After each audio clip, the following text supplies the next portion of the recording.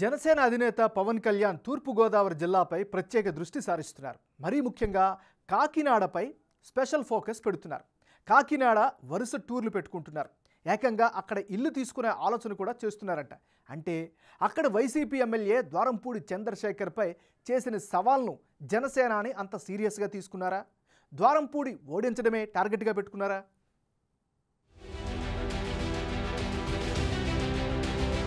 జనసేన అధినేత పవన్ కళ్యాణ్ గోదావరి జిల్లాలపై ప్రత్యేక దృష్టి సారిస్తున్నారు.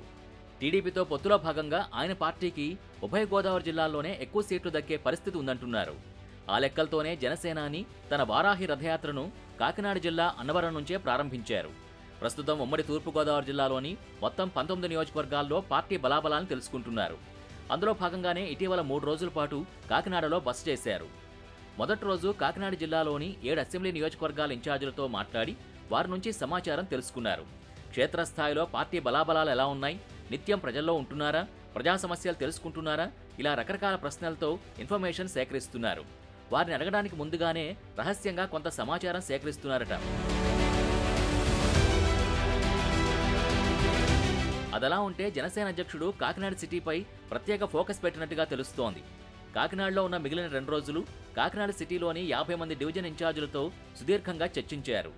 మరుసటి రోజు డివిజన్ ఇన్ఛార్జితో పాటు ఆ డివిజన్లోని 20 మంది కార్యకర్తలతో ఒకేసారి భేటీ అయ్యారు. కాకినాడ సిటీలోని కార్యకర్తలందరినీ పిలిచి వారితో ఫోటోలు కూడా దిగారు.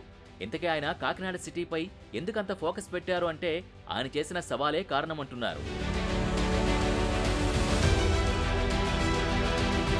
గతంలో పవన్ కళ్యాణ్ కాకినాడలో మాట్లాడుతూ వైసీపీ ఎమ్మెల్యే ద్వారంపూడిపై ఓ రేంజ్లో ఫైర్ అయ్యారు. ఆయన రేషన్ బియ్యం విదేశాలకు తరలిస్తూ వేల కోట్లు దోచుకుంటున్నారని ఆరోపించారు.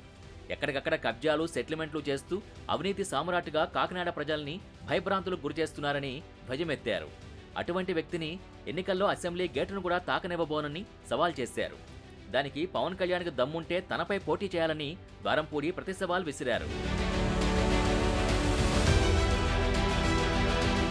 దానికి తోడు ద్వారంపూడికి మద్దతుగా ముద్రగడ పద్మనాభం కూడా పవన్ కళ్యాణ్పై పలు విమర్శలు చేశారు. కాపు ఉద్యమానికి ద్వారంపూడి ఎంతో సాయం చేశారని, అటువంటి వ్యక్తిపై పవన్ కళ్యాణ్ ఆరోపణలు చేయడం సరికాదని ద్వారంపూడి తరపున వకాల్తా పుచ్చుకున్నారు. ఈ నేపథ్యంలో అగ్గి మరింత రాజుకుంది. ఎట్టి పరిస్థితుల్లోనూ ద్వారంపూడిని ఓడించి తీరాలని పవన్ కళ్యాణ్ పంతం పట్టినట్టుగా కనిపిస్తోంది.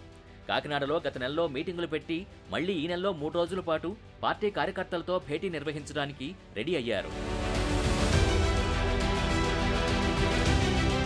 అయితే ఈసారి రాజమండ్రి, కోనసీమ జిల్లాల ఇన్ఛార్జీలతో భేటీ అవనున్నారు. ఆ సమావేశాలు రాజమండ్రిలో, కోనసీమలో కాకుండా కాకినాడలో నిర్వహిస్తూ ఉండడం ప్రాధాన్యత సంతరించుకుంది. ఈసారి కూడా ఆయన కాకినాడ ఇన్ఛార్జీలతో మాట్లాడి వివరాలు తెలుసుకోనున్నారు. అలాగే కాకినాడ సిటీలోని డివిజన్ ఇన్ఛార్జీలు, కార్యకర్తలు, ఇతర నాయకులు అందరితో చర్చలు జరుపుతారు. ఇదంతా చూస్తుంటే పవన్ కళ్యాణ్ కాకినాడ సిటీలో ద్వారంపూడి ఓటమిని చాలా సీరియస్గా తీసుకున్నట్టు కనిపిస్తోంది.